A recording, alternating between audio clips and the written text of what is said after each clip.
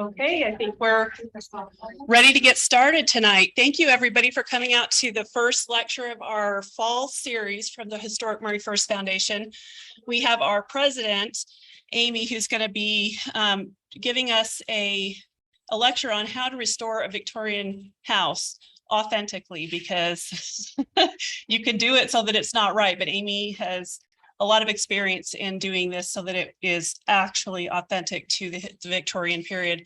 Amy's our president as of July, and we've been growing our foundation for the last 4 years, and we're so excited to have her expertise and her enthusiasm and wealth of knowledge, and glad you all came out tonight to hear about this. And I will just turn the time over to Amy. Thanks, Amy. Thanks, everyone. First of all, I do want to say thanks for coming, and all of you that are online, I appreciate you joining in virtually. The people that came in, if you didn't get a chance to sign up for our book giveaway, please do so. I'm pretty sure we caught you all as you came in. Those of you that are on virtually, if you don't mind, if you're comfortable, just to get entered into the giveaway, if you want to in the chat, you can send it to us privately if you want to in the chat, or you can send it to everyone if you're comfortable. But if you want to go ahead and put in your name and email address just in the chat box, we have somebody recording those to enter you into the raffle. That will put you on our email list, which we send out a monthly newsletter as well. That's the only thing you're going to get from us. We will never sell your information, so you're not going to get a bunch of spam, I promise. Just our newsletter. And we do have a lot of fun, like history things that we send in those. So it's kind of a fun newsletter. I'm biased because I put it together a lot of times. So, and then I want to thank Rachel for the introduction. I do want to say I'm not an expert in restoration by any means. I am just a homeowner who is really passionate about restoring homes. And the reason I do it is because it's cheaper to buy a home that needs the work and to do it myself. That's why I do it. So we'll kind of talk a little bit more about that as we go through this slideshow. And I'm going to make this kind of a little more interactive, hopefully. And I'm going to try to leave some time for some questions at the end. And there is an appendix at the end, which just has a whole bunch of pictures of work that I've done in my house, because some of you may be interested.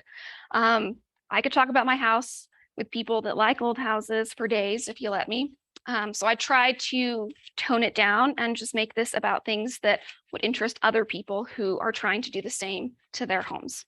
So it was hard to do. I made my best effort. So with that, we'll go ahead and get started. So we're going to go through a couple of more introductions. I'm going to try to briefly go through the history of the house. I want to go a little bit over what the difference is between restoring versus renovation. There is a little bit of a difference. I'm going to talk a little bit about utilizing state tax credits, because I did do that, and I'm currently doing that. Learning how to DIY, because doing it yourself is cheaper usually. And I have some resources of things that I've used. All right, so Historic Murray First Foundation, we were established in 2018.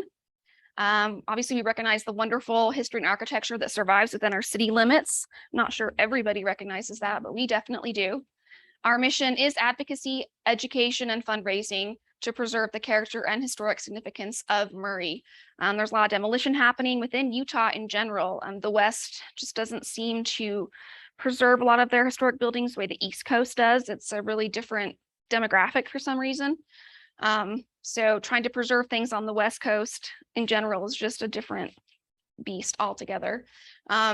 So we are completely run off of a volunteer board. That's most of us on the board. We're missing one person. We have a few people that are a part that join in on meetings and help us out that are not on the board, but they are great supporters of the work that we do. We work completely through donations, and that's it. We, out of our own pockets, donations, that's it. We have no city funding, nothing. We are a 501c3 organization, so any donations that you do make are tax exempt. This is me. A little bit about me. I am an Air Force veteran. I was in the Air Force for 16 years. I'm also part-time as a realtor. I specialize in old homes in particular. My full-time job is a technical program manager. And then I do have a BA in digital media from Utah Valley University and MBA from the University of Utah. My first restoration was in 2010. It was a 1920 bungalow in American Fork. The house was super run down. For some reason, it spoke to me. I don't know why. I saw a picture of it. It was a short sale. It had been a rental for like decades. It was awful. I mean, there was like aluminum siding on it that a windstorm would come and blow it off. Someone had put nice new windows in, which I don't like new windows, but the person who did it at least did nice wood ones. And they didn't even like fill out the casing, so you could see all of this like foam on the outside of all the windows. It was really badly in bad shape. It had no working bathroom or kitchen. And I restored that when I was like 24 years old for like $15,000 because I had the help of me and my grandpa and my uncle and my roommate. So that's what we did. It was a small house, so it was easily doable. Moved to Murray in 2017 because I found this house, fell in love. Things that attracted me to it were just all the original details that still existed. It wasn't in as bad a shape as my last house, but it had a lot of original details still in existence, and we just loved it. And then if you want to continue to follow some of the work that we're doing on the home, that is our Instagram account right there, that Dexamy house. It's Dexter and Amy, it's my husband. That's where that comes from, even though the house is the Trip Freeze house, we call it Dexamy. And that's me doing some tile work in the upstairs apartment right there. So moving on to the Freeze Strip house. So some of the architectural features of the home, obviously was built circa 1895. When homes are this old, it's usually a circa, you never know the exact date for the most part. In 1938, there was a shed roof enclosed porch that was added at the rear. We don't know the exact date. I only know that it was there by 1938 because I found a tax card with it on there. So sometime prior to that, the windows that are on that are old. They are wavy glass. So I think they're like 1920s windows. So I think that's when that porch was added on. In 1951, there was an external closed stairway added to the second floor. It is a popular Victorian eclectic crosswing form. So it kind of crosses on the roof. It's 1.5 stories. So that second floor isn't full height. You can stand up in there, but if you're particularly tall, you're probably not going to be very comfortable. There are a lot of transom windows with leaded glass. There's a sideways picture on there that you can see with one of them. Has hip-roofed dormers. There's an example of a hip-roofed dormer right there. That roof is what's called a hip-roofed. It has rock-faced brick above window openings, so that's where the brick isn't smooth. It's kind of rough cut. And on above the foundation and on corner joints on just the front of the house. The foundation is actually there's some things that I found about the house where they're calling it sandstone. It is not sandstone. It's actually this quartz monzonite granite from Little Cottonwood Canyon. It's the same stuff that the Salt Lake Temple was built with on their foundation. So it's one of the more rare foundations. Most historic homes have sandstone or something like that. This one's actually granite on the exterior. So it's pretty tough stuff. And then it has gable ends and dormers with cedar shingle siding. And then the gable ends have that Palladian window. So that center round window with the 2 side lights. So this is kind of the history of the home. I'm not going to spend too much time on it, but in 1881, that's James Perry Freeze over there. He purchased the land, 184 acres that included the land that this house was located on, for $7,500. He purchased it from like Zion's Mercantile, I believe. In 1902, well, he built the house for his second wife. He had 3 wives, and this was his second wife's home. Sarah James Granter, I believe was her name. And in 1902, they sold it to John Tripp. The Tripps are pretty prolific in this area. Enoch Tripp had like 6 wives and 32 sons, something like that. So John is one of his sons. So there's a lot of trips in the area. I know on Facebook, a lot of people commented, I have trips in my family. It's pretty common. So then the trips, well, he transferred it to his wife, Emmeline Scholl Tripp, who they later in 1924 transferred it to their 3 children. In 1933, the 3 children, they gave it all to one of them, Glenn. And then in 1937, they sold it to Kenneth and Laverne Coombs. The Coombs used it primarily as a rental property. And one of their renters was actually the Leatham family. Now, there's some discrepancies between that 1937 and 1949. We know that the Leathams were renting from the Coombs. We don't know what happened at that point. All we know is by 1949, suddenly the title is in Mary Ann Leatham's name. So at some point, the renters became the owners. So don't quite know how that happened, but that's one of the older title transfers that we're unsure of. By 1950, the house was sold to Frank C. Howe, and he is the one that added that second stairway and converted the house into 2 apartments. And when he did that, he took out that interior staircase and made it into the world's most awkward closet. It's really long and narrow. He left the top part of the stairs and like hid it. And we only know this because there's a bathroom now where the top of the staircase used to be. And when we took out the toilet, there's like, oh, there's stairs. Interesting. And there's when we and they put a tub over where the stairs used to be too. So there were some stairs under there. So that was interesting. And the reason they did that in the 1950s, after World War II, there was a great need for housing. And so that's when you see a lot of these houses converting into multifamily homes. So that's why that happened. And speaking of that, when you're converting some of these houses, like restoring them, there's questions arise, like how far back do you want to go when you're restoring it? Do you want to go all the way back to 1895? What about this 1950? That is a part of history. Do you want to keep that? And ultimately, that was one of the things that we decided to keep, that keeping that second story as a second apartment, because that is part of the history. And it is an interesting part of the history, that conversion of housing due to the war. Post-war time frame.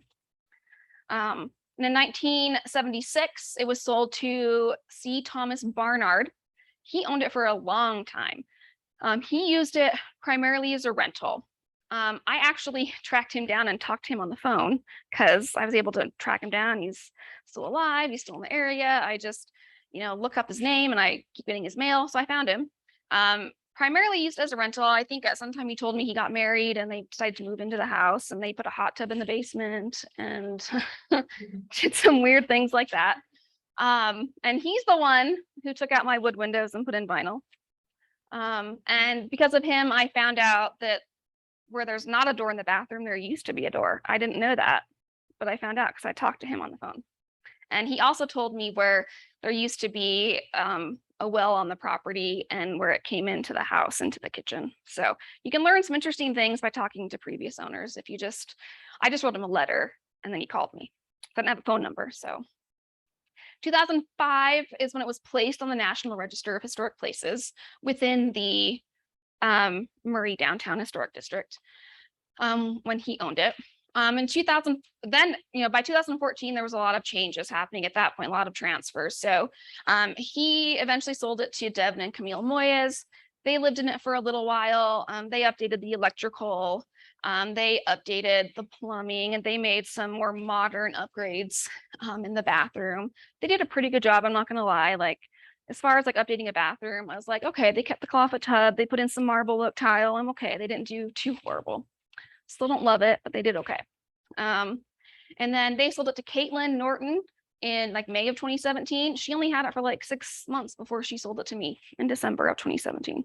So here we are. Where did I find all this information?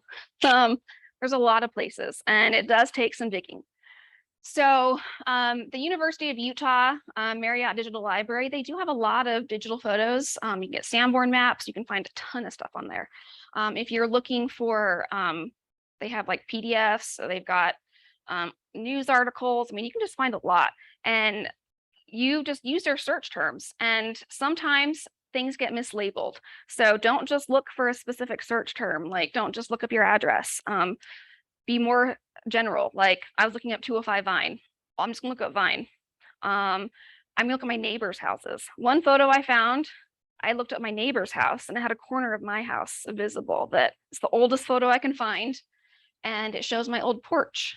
I have nothing older that shows that, but I wouldn't have found that if I wasn't looking at my neighbors' houses. So look up previous owners' names, look up, just be super, super generic. Do not get specific like you would with Google, because you won't find things if you don't. State History has a digital collection as well. I think some of theirs are crossover a little bit with the Marriott Library. The Salt Lake County Assessor's Office has information you can get from them. They'll have like the sales of the property over time, some sales prices and owners. They have like some more recent stuff too, like more of the recent owners I had to get from them. And that was a turnaround in like 12 hours. So it was really quick. The Utah State Historic Preservation Office, this is where I got all the National Register information. I got like a packet of information from them. If you're not on the historic registry, you're probably not going to get that from them, but they may still have some information. So they're worth contacting. Because we're in Murray, the Murray Museum has some things that you may not know about. Not all photos have been digitized, by the way. So you might have to go some places to see if they have physical photos. Some interesting places are like local Facebook groups, ones that are really common around for Murray, particularly like Murray Citizens, Murray Utah Memories. And there are people who've been here a long time and they have memories. These are people that may have lived in the home or remember the home, and they have memories of these homes. They can tell you really good information that you wouldn't get otherwise. Google, just Google searches, like you'd be surprised what you can find just doing a Google search. And even Google Maps, like I have a really cool photo from Google Maps of the house. Just, they're obviously not going to be that old, but you can still get some interesting changes over time, recent history. You can find old real estate listing photos. I have 3 different real estate listing photos that I have found. There's one on Zillow. I found even older ones, and then from the last listing that we bought it from. So I found quite a bit of old listing photos just by doing a Google search. And even search your address on like Facebook, and you'll find like listing photos on social media. It's interesting what you can find. And there are books, like one of our board members, Coral, wrote a really great book. It has a lot of Murray history. That's not the only one, but there are a lot of books. And the Salt Lake County Archives, they have photos that have not been digitized as well. So that's a tax card that they have that I saw. That's a tax card from 1938, where I could see that back porch had been added. So that's how I know it was added prior to 1938, was because of that physical tax card. So you can find a lot of things. So this is that Google image of the house. It's covered in vines, which explains a lot for me. There's a Facebook. I took a screenshot of a Facebook comment I got from somebody. This is on Murray Utah Memories. I just asked, hey, I just bought this house. Anybody have any information on it? Somebody's like, oh, I used to live in it. Kitchen used to be yellow. Bedroom used to be blue. Here's this cool memory. I have a couple posts, like couple comments like that. So you get some interesting information.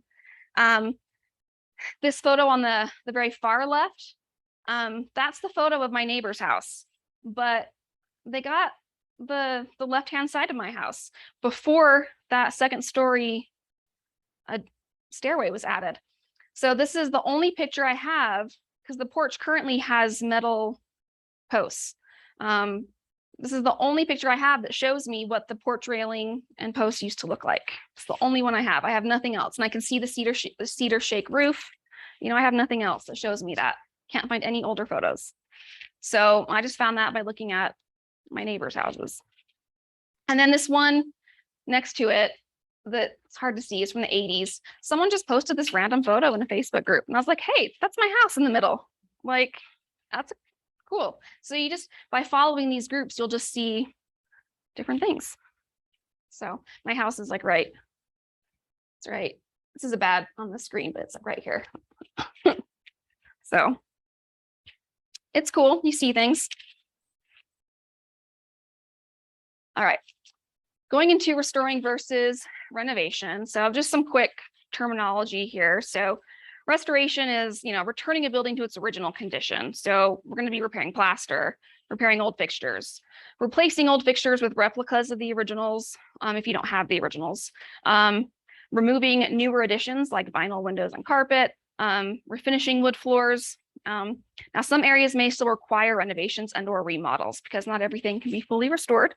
And some of us, like my house, I don't think it originally had a bathroom, and I don't really want to live in an go in an outhouse. So renovations. That's the process of renewing a building or structure by fixing what's already present, and in some cases adding new components. So those can be done in conjunction with restorations. So I'm going to renovate my bathroom and kitchen. I'm not going to restore those to what they originally used to be because I don't want to go back to 1895 in those areas. I want to make them look good, but I don't want to go in a box to go to the bathroom. So now a remodel is changing an entire room or building. That's a lot more involved. It involves changes to a building structure. So usually you try to stay away from that. When you have like those smaller, older houses, sometimes you'll do additions, which, you know, you can make them hidden in the back if you want to do that. Trying to make them compatible with an old house. There's things you can do. I recommend working with an architect if you do anything like a remodel. They're going to know, an architect that's familiar with old houses, by the way, not just any old architect. They're going to know how to make it compatible, how to make it look like it works. If you're in a historic district, you're obviously going to have to work with those local codes, anything like that.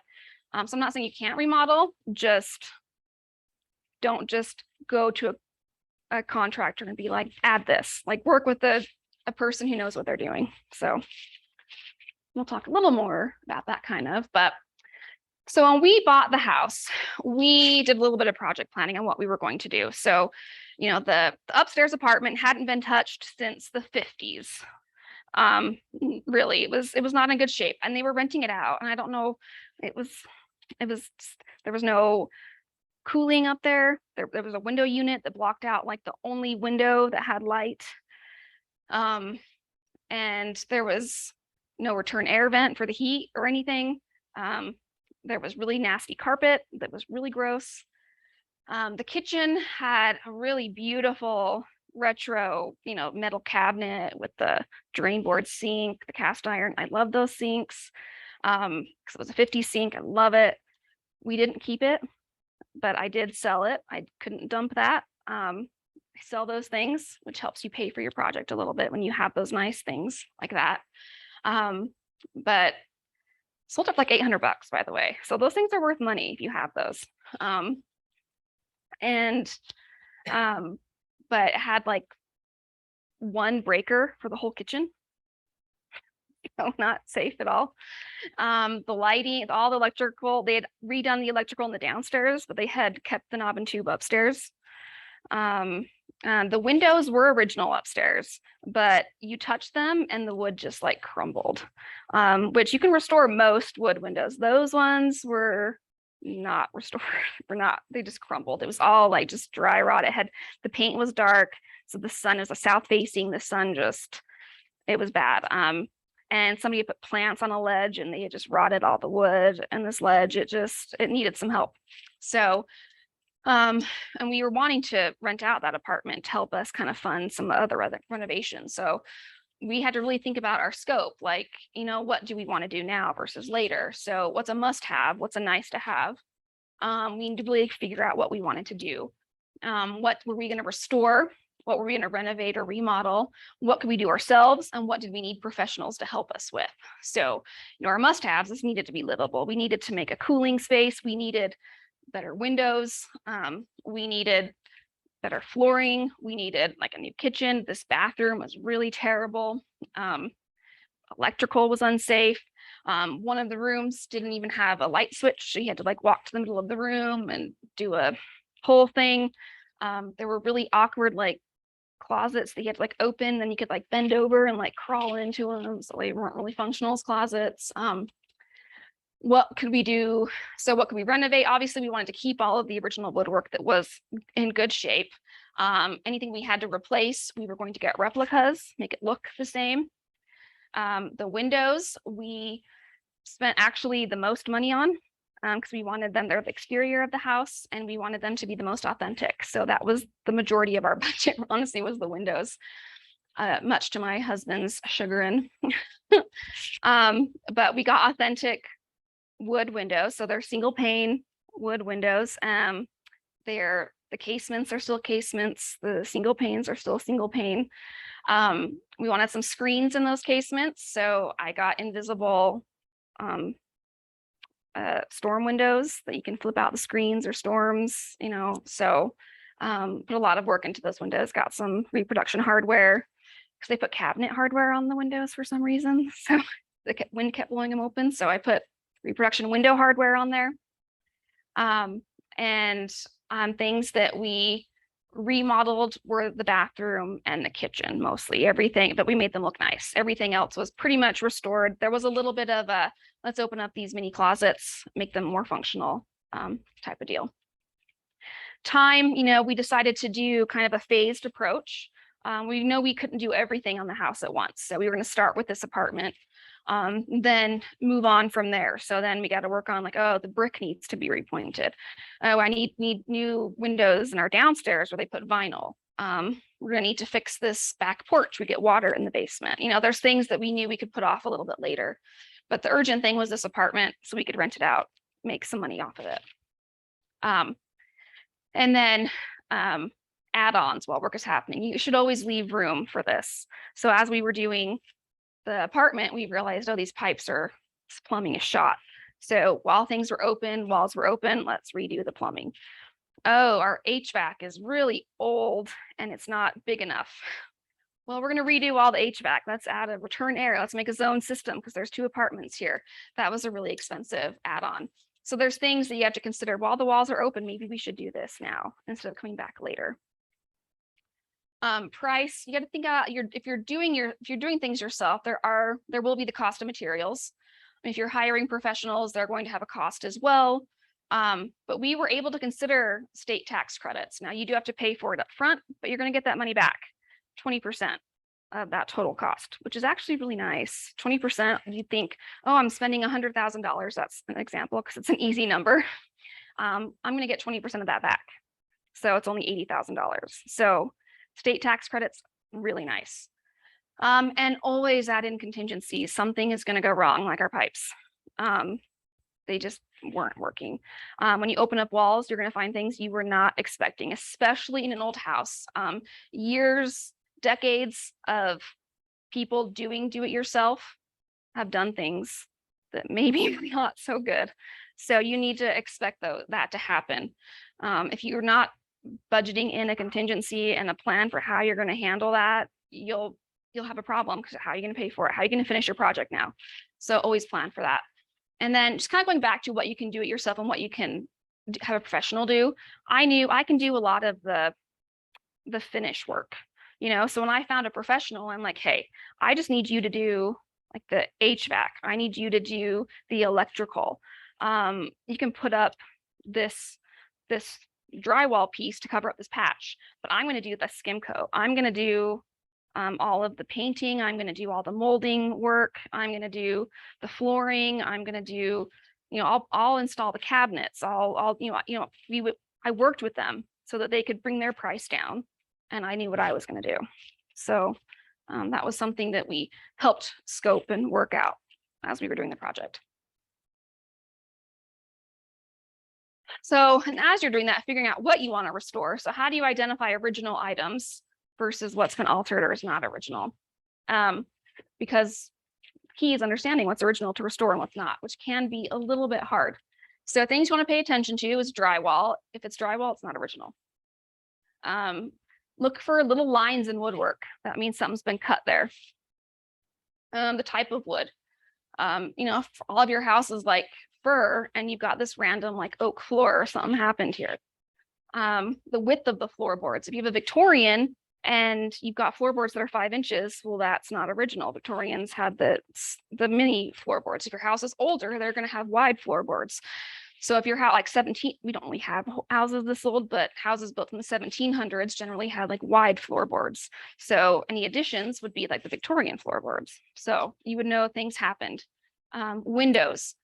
The Victorians loved their glass. So the bigger the window glass, like 1/1 pane, so one glass over one, they loved that. So if you're having divided lights, that was more of a colonial, more of a older federal style. So if you've got some of those windows going on, or a craftsman even, like that's a hint. So like in my house, the back porch, they've got 6/6 windows, where the rest of the house is 1/1. So those windows were not original. They're still old. They're still like 1920 era, but they're not original. The original would have been 1/1. Doors, the panels on the doors, look at those panels. Like Victorians would generally have like a 5-panel door. So you got like 5, panels on them. But they can be different depending on how fancy your house is. Obviously, mine was a pretty plain Victorian, so mine had 5 panels. But if you've got a bunch of doors that have one type and then this one odd one out, that's a problem. That's something's changed here. If they're not solid wood, then they're not original. Hardware, obviously we know what new and old hardware looks different. So if you have an old hardware, but it's not lining up to the mortise lock, or there's not a mortise lock, and a mortise lock is where it has like a skeleton key, and it's a long, like currently our hardware is like circular. You put them into a door. Old ones were a big square lock, and that's called a mortise lock. So I'm probably not making that much sense if you're not familiar with it, but old paint lines. So if things have been removed, you can find like old paint lines of where things used to be. If you have vinyl or aluminum, it wasn't there. It's not original. Anything that feels off, if it's just kind of like, it's like a weird, you're walking around the house and you're like, this is just weird. Like, I don't get it. It's weird. It's probably not original. So I'm going to show you some examples. It's kind of where I want to be a little more interactive. So this is a baseboard in my house. Can you guys see that line in the baseboard? It's really subtle. Something happened there. That's where the staircase was removed. They butted it up. Can you see it? So this is the bathroom where they added the staircase. See this new wood they added there? It's the same width, but it's a straight cut line. So that's the original, and that's the new that they put. I was covered over like 5 layers of flooring though. That was under 5 layers of flooring. Can you tell what's original and what's new? So it's the staircase again. So staircase was behind this door.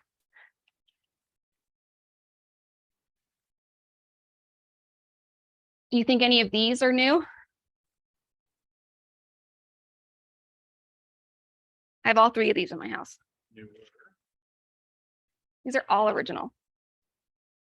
So one thing to know about Victorian era houses is they would use different moldings for different areas of the house. Some areas were fancier. So this is the front parlor. This was their fancy room where they would let guests in. This is the main living room. There's only one room with this, then there's one room with this. This is connected to the front parlor, but it's the living room. So these 2 rooms are separated by pocket doors. So they're similar. This one just is missing this like cornice piece. But it was still a fancier room where guests may still see this, but it's not as fancy as this one. And then this is in the rest of the downstairs rooms. So like the hidden rooms, like the kitchen and the dining room. And then upstairs had something completely different. The upstairs didn't even have the corner blocks. So they're all original. And you'd think maybe some of these are new, but they're not. Unless you know how the Victorians used their woodwork, because some would be nicer. And some wood I've gotten some paint off some of it, none of these.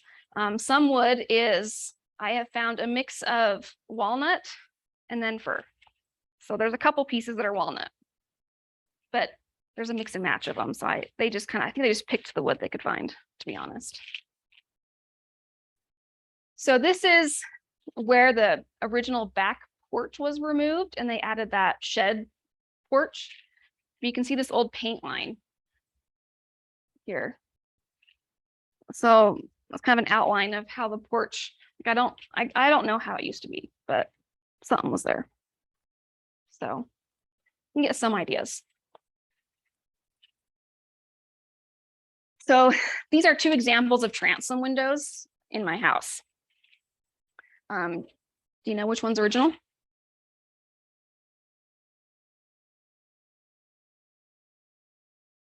This is not a trick question this time. The top one, yeah.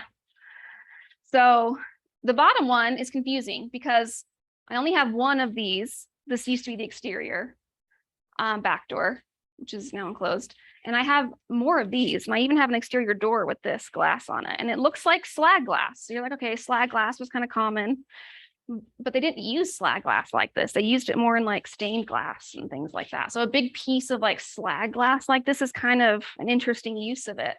And so I was kind of like, it's just weird. I wasn't sure. What gave it away that it's not original is when I got close, there's no glazing in here in this window. It's not held in. It's not, there's just newer glazing points holding this in. So that means somebody took out whatever, either it would have been like a wood bead holding it in, or it could have been glazing that holds it in on outdoor windows. But there's nothing here holding it in except little metal points holding that into the wood. And they're not even old types of points, they're newer ones. So that's how I knew that this is not original. So there's things like that. If you get up close, you can find out more.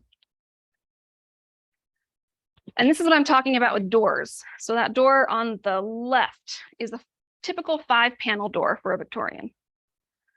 This door on the right, where they took out the staircase, is this. It's a solid wood door. It is an old door, but it's this weird like 4-panel thing. It's not original. And these are, again, 3 different moldings I have. These are plinth blocks from the baseboard up to the door frame. So these 2 at the bottom are original. So we have the fancier one for the fancier rooms and the less fancy for the less fancy rooms. And then we have this add-on where the staircase used to be. And you'll also notice I almost missed it for the first couple of years actually. But you see how there's this like 2-part, well, there's a 3-part piece to this baseboard. You've got the shoe molding, this part of the baseboard, then this chunk. This one, they actually forgot a piece. It's shorter, missing that flat piece in the middle. So they got close, but they missed a piece. So this is our kitchen ceiling. It's a bad photo, but there's a texture on the ceiling and this like beam, it's a faux beam. This is not Victorian. Victorians would have been appalled at a textured ceiling and a beam. Having wood exposed, like, oh. Some door hardware on my house. These are all old. And I don't know if any of them are actually original, I'm gonna be honest. So I have most of these. This is most of them I have. And this matches the pocket door hardware as well. But I have one of these, which has 2, you can't see it really well. It has 2 keyholes because it's an exterior door, but the other side is one of these. But the lock inside the Mortise lock doesn't match. So this is definitely not original. I know that. And I know this isn't original because this is from the Walker Building. And I know that because of this lovely book. And from the Doorknob Collectors of America. If you go to them, they know all the doorknobs, all of them. They are a wealth of resource of information. So that's how I found out that was from the Walker Building. So whoever had my house at one point just dug around and found a bunch of doorknobs. And this doorknob is first showed up in Sargent's catalog in 1901. And the house is 1895. So it's like, probably isn't original, but it's pretty close. So could have been, I don't know. Hard to say. These are my only original light switches on the left. They left them. One goes to the front porch and one is for our living room. So I have been slowly replacing all of the other light switches with kind of replicas, like modern replicas, push button switches. And there's just something magical about having a push button switch versus like a, and some of them you can even have like dimmers on them. They look like push buttons, but it's a dimmer, you know? But there's just, I'm telling you, if you've never used a push button switch, it's magical. It is. Yes, they did. Knob and tube.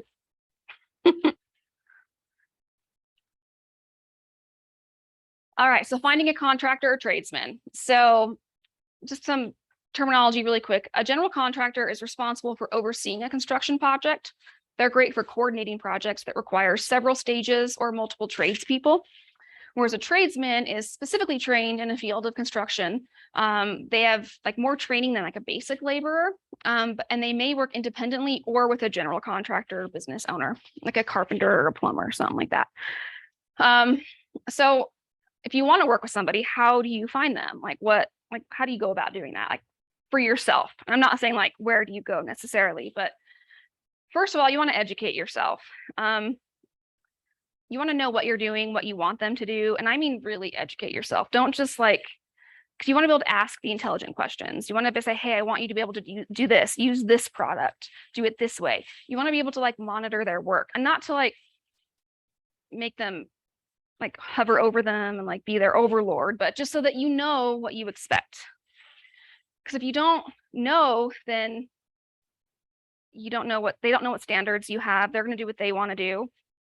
So you just need to know what the process involves. So I really mean educate yourself. Go on YouTube, see how they're going to do it, see what materials they may use, see what options they have so that you know what you want. You know, if there's a shower pan that you have experience in leaking in the past, you probably don't want your next contractor to use that. So say, hey, I've done some research and I like this shower pan. Do you have experience using it? If they don't, you probably don't want them. If they say, hey, I want to use this shower pan, and you're like, oh, I used that and it leaked after 10 years last time, so I don't want to use that. You know, you want to know these things. If they're going to be doing mortar work, like masonry work, and you have an old house, and they come in and they're just going to use an off-the-shelf type of mortar, you need to know that, hey, that doesn't work. You need to use a special lime mortar. And if they don't know that, and you don't know that, then there's a problem. So someone needs to know this, and they're probably not. So it's on you as the homeowner. And you're never going to get everything you want, ever. So you need to know what your must-haves and your compromises you're willing to make.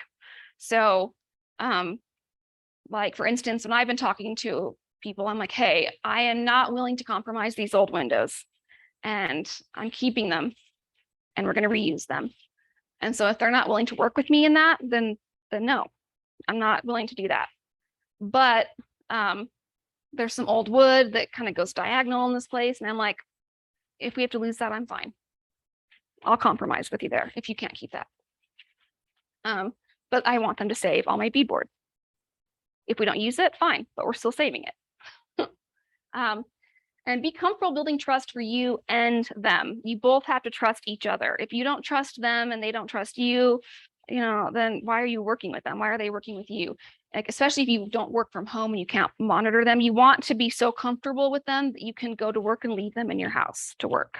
If you don't feel comfortable with that, then they're not the right contractor for you. And don't be afraid to ask questions and set expectations politely. Never be rude, of course. But if they're not quite up to par, say something. You know, when I was working with abstract masonry, you know, the color of the mortar was not right. And I sat on it for 6 weeks. And I was like, it's not getting better. I don't like it. So I reached out and I was like, hey guys, I think the color's wrong. Guess what? They came back and fixed it. It was a pain. And they did like basically $20,000 of rework for free. But that's because they did it wrong. And I had certain expectations and they knew it. And we needed to meet and make those expectations right. So, and having a contractor that would make that for you is also important. If they don't make something right, then that's a problem. If you don't feel like they would. Try to find their past work, meet former clients if you can.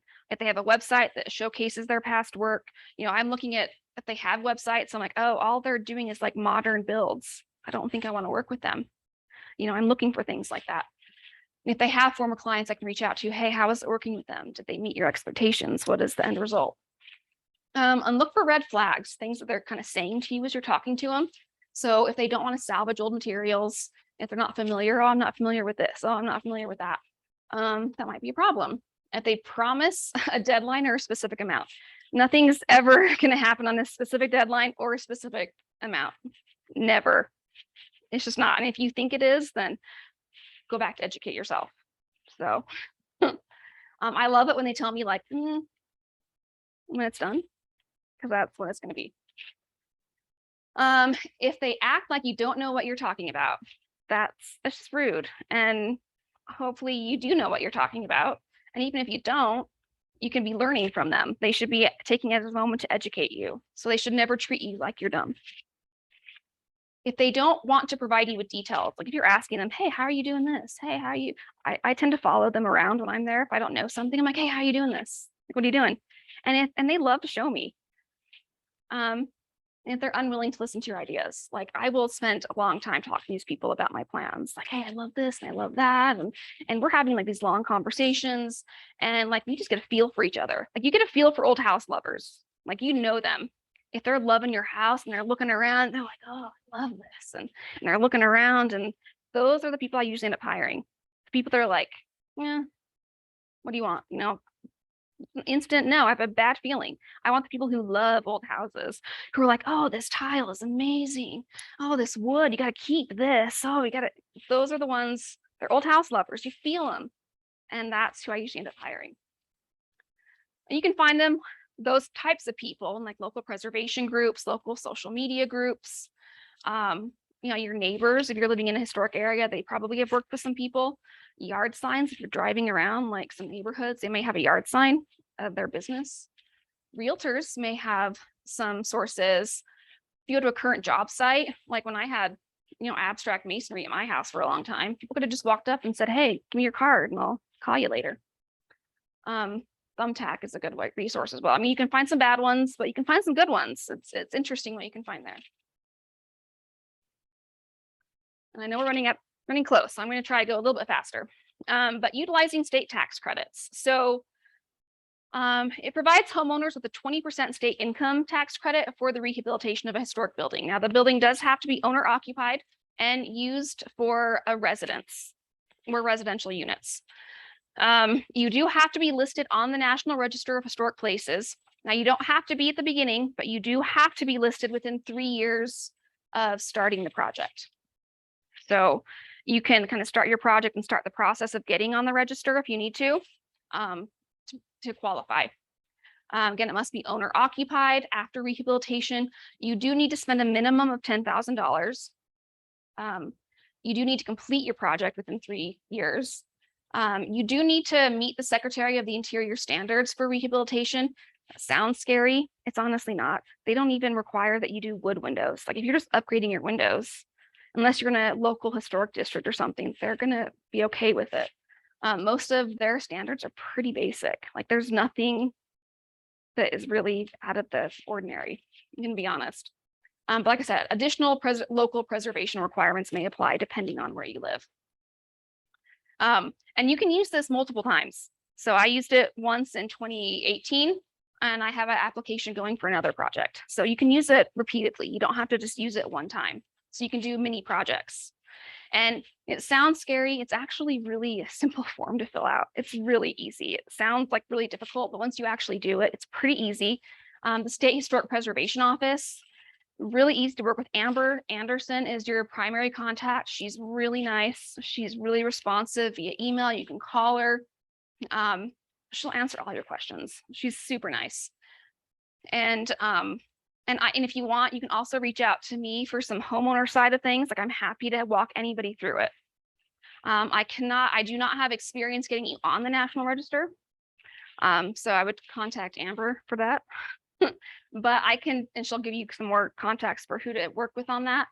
But if you have a house listed, I can walk you through the basic steps. It's super easy. It's actually not difficult. I was surprised at how easy it was. And how we used them, this is kind of our steps that we did. So, our house is already listed. I talked to the program coordinator. I completed plans for the work and received quotes. You don't have to be exact. You really don't. It just needs an estimated amount. You need to take before pictures. Then you fill out the application. It's really easy. Once we got approval, we started the work. Now you don't have to get approval before starting the work. It's advised, but you don't have to. Our project took about a year. I made sure to keep all receipts and invoices for everything so I could add it up as I went. And then we did end up adding on things like the plumbing and the HVAC, which I hadn't applied for earlier, but their Part 3 form allows you to say, hey, I also did this. Even though I didn't apply for it previously, there was some add-on work because they expect that to happen. And then we took after photos, gave them the total cost. All they're going to ask for is the total cost. They don't ask for the receipts. They don't ask for anything. You keep them for your tax records, but they're not going to ask for it. And then filled out the Part 3 form. And that Part 3 form was literally, when did you finish it? How much did it cost? Sign it. That's it. Oh, I'll send your pictures. And then it came back. They give you a form, a tax form. Now, if it's a big enough project, you may not have enough in state tax to use your full credit. So we had enough to carry over for 2 years of state taxes. You can carry it over for 5 years each time. So if you're unfamiliar with credits, if you have your taxes paid through your paycheck, they'll be taken out. And then when you do your taxes at the beginning of the year, you'll just get that refunded to you. If you are somebody who doesn't pay your taxes through a paycheck, then the amount that you end up paying is reduced by that credit amount. So if that makes sense, but it's pretty simple.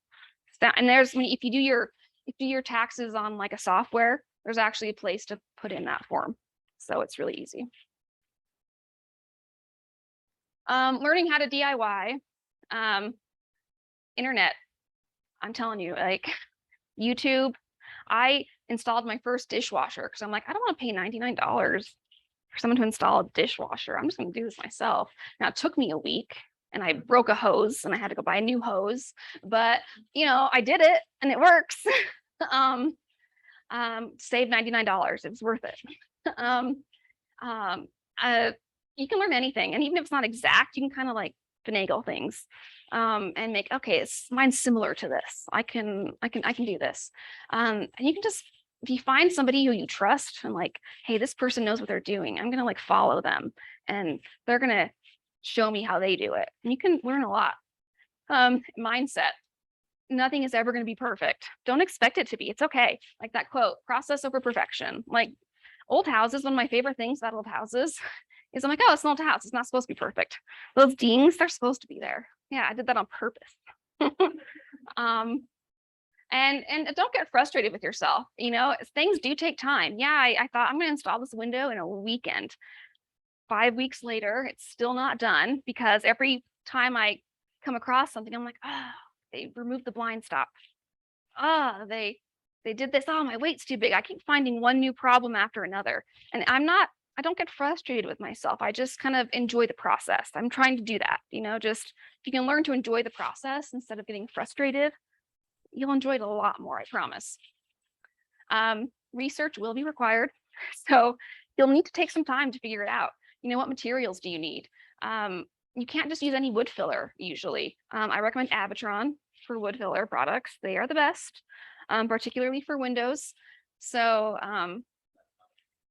no, it is not paid, but they are amazing. I love Avatron. I use it a lot. So lots of my wood gets Avatron filled because it moves just like wood. It's beautiful. But do the research, find the people you trust. How do you do it? And the thing about old house people is they want to share their information with you. They love it. And so if you can just reach out to somebody who like Scott Seidler of the Craftsman blog, like you can just reach out to him, he'll reply. Stacy Grinsfelder of Blake Hill House and Old House podcast, she'll reply. She'll give you all her information. She's not going to ask you to pay her. She'll be like, yeah, do this. This is what I use. This is what I would do. She'll do it. They'd love to. Some of these old house Facebook groups, there are pros on there that write books. They're on there. They will tell you what they would do. Practice. If you have, yes, don't be afraid to ask for help or advice. Practice. If you have something that's really important, have a practice piece of wood or something, like practice on it. Get used to it. It's really important before you do something really important. If you don't have the tools, borrow or rent them. Like I don't have all the tools. My uncle has some, my grandpa has some. I rented tools. There are also community like wood shops that have tools you can like go to and use. And some of them have like workshops and classes you can take, which are really cool if you don't know how to use a tool. So those are fun. You can also take classes. Some cost more than others. You know, I took a wood restoration class, a window restoration class with Bob Yap through Murray City. He normally charges like $500 for his classes, and he's back east somewhere. I don't remember where he's at, but Marie brought him in on a grant, and I paid $50 for a weekend class to restore some windows at Murray Mansion. And it was so much fun. And Bob Yap had a PBS show in like the 80s or 90s, and he's a well-known and respected preservationist. It was like the funnest thing I've ever done. Like I got dirty, I got stinky, I had a blast. But there's lots of other classes, you know, like Scott Seidler has an online window restoration class. Other well-known preservation people have classes that you can take. And watch and talk to your contractors, follow them around. If they like old houses, they'll let you. If they don't, they'll probably get annoyed, but I've never hired somebody that was annoyed by it. So that's just working on that apartment. Lots of fun times. So just some resources. I know I'm going to send out, by the way, I will send out some of these links to everybody because this is a lot to take. I know y'all been taking pictures, but these are all going to be like linked so you can go out there. But these are lots of places that I have found information like personally. So Preservation Utah has a pretty good directory on there for homeowners. It's not all 100% accurate, so you got to call a bunch of people. But I gave you some lists of people that I have worked with personally and liked, and then just some other websites, blogs, things like that. Here's some places to shop for reproduction and antique. I prefer antique if I can find it, but sometimes you can't. So sometimes you got to go reproduction. And then some social media groups. This one, My Old House Fix, I have the asterisk by. That one has a lot of the pros in it. People that have written a lot of books. That's a really good one. Just you have to know who your pros are, though.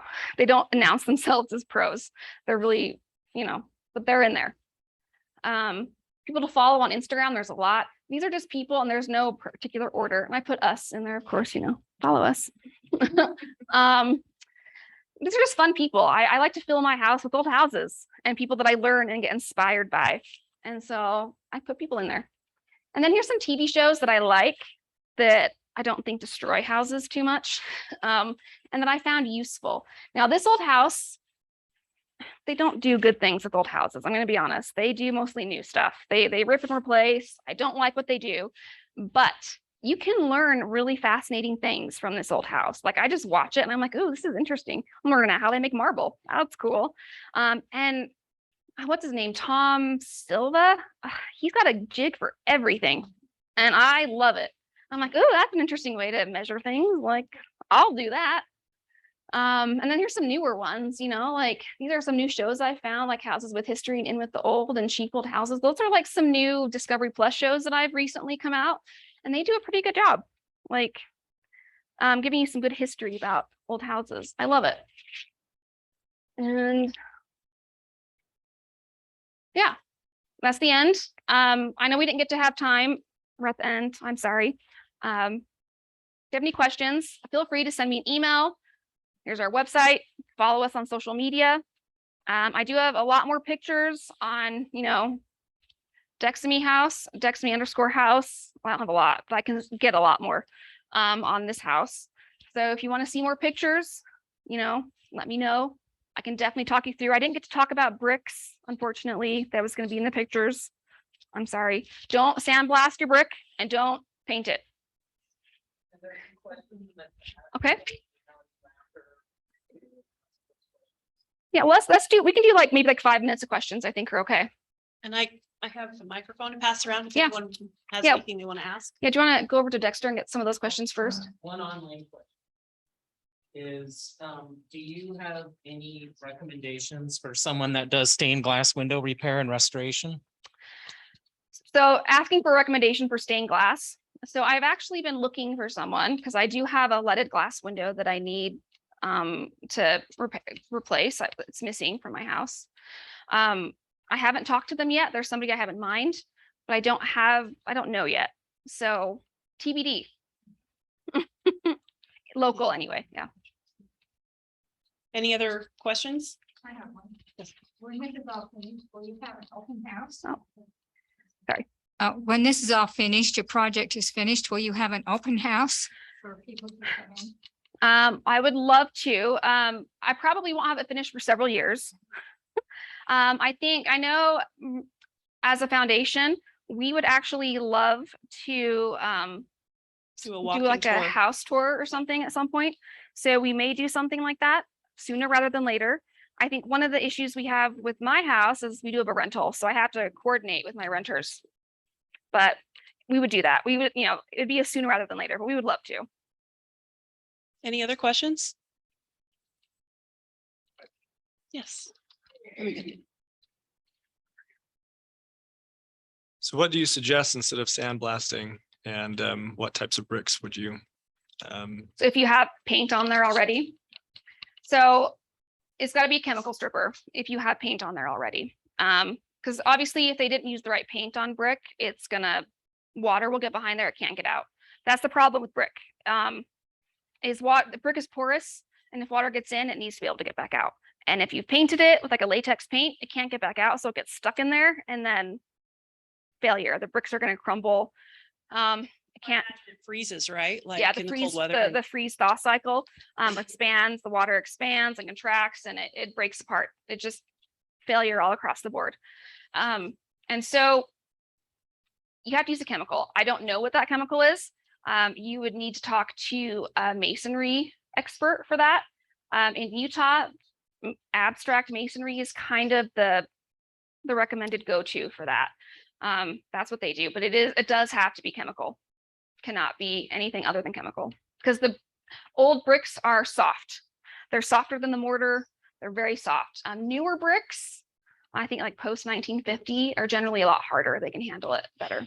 And didn't you say, I just wanted to mention, because I'm glad you talked about this. You're saying that the whole process, like if you do have a house that's sandblasted, it totally like weakens the whole brick Yes. structure. Let me just pull up a couple of photos here. So this was just some miscolored mortar. Where's my mouse?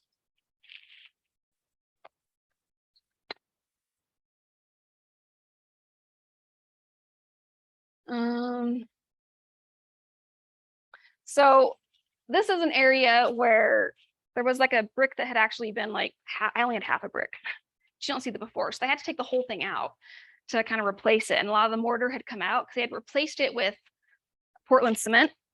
They patched it an area with Portland cement. So the brick had like disintegrated because the Portland cement is harder than the brick.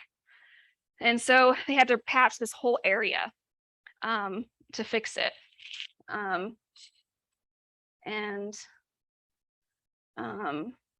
There's a little few before pictures. This is some work in progress. Okay, so I want to show you. So see this texture on this brick? That's what sandblasting did. So, and this is the other side of a brick. This is the back side of the same type of brick, and it's nice and smooth. So forget the color, but just look at because this has dust on it. But this is a smooth brick, and this is very pitted and textured. Sandblasting did this. This is smooth. So when they baked this brick, this outer texture made it hard and more resistant to water. And that's because the inner is much softer. So you need that outer like crust. Yes, it's a crust. So when you sandblast it, it's really hard on it and it starts pitting away that crust, and you have all this like texture. And so you just get all this soft brick exposed, and so it can crumble. And then you just have failure of the brick. And then once they start to fail, it's just gone. Like it's just going to crumble. And so you can see an example of this texture really clearly, because this is the same brick. And my whole house is this. And water can easily get in. If I ever were to paint this house, it'd be really, because it was painted, that's why they sandblasted it. If I were to paint it now, it would just destroy it because water couldn't get out, it would just, and they do have some like coatings you can put on to like supposedly save the brick. But the preservation briefs from the National Park Service, they kind of recommend not doing that because they can change the color, and it has to be reapplied. It doesn't stay forever, and you should only do it if you have actual water issues getting in. Now I don't. I'm not getting any water into the bricks into my house, and my brick is had double bricks, and there's a space in between them, which is kind of how they built it. And there's some little metal things that tie them together randomly. And so by keeping no texture on it, if water does get in, it can get back out. And it's not getting into my house, the interior, because there's a space in between the two layers of bricks. So what's your favorite method of stripping wood? Infrared heat gun. A regular heat gun works too, but it can if you have lead paint, it can vaporize the lead, which can be dangerous. So you should always wear lead safe gear. But infrared, if you have an infrared gun, it does not heat high enough to vaporize the lead. So it's a lot safer. And you don't run the risk of setting your house on fire. It doesn't get as hot. Cobra is kind of like Speed Heater Pro, Cobra. They're the more expensive ones, but the Craftsman blog has a nice one for homeowners. I think it's like $99. It's not very expensive, and that's the one I have, and it's good for homeowners. So craftsmanblog.com, he has his own speed heater. We can do one more question. Library actually closes at 8, so we got to wrap it up. Yep. I was just wondering if there's anything that you can do to help earthquake proof. Yes, that's actually a lot. This is an what's the word I'm looking for? Yes, thank you. Unreinforced masonry building, which is very common back then. So you can do things over time. And my plan is I'm going to need a new roof in the next 5 years or so.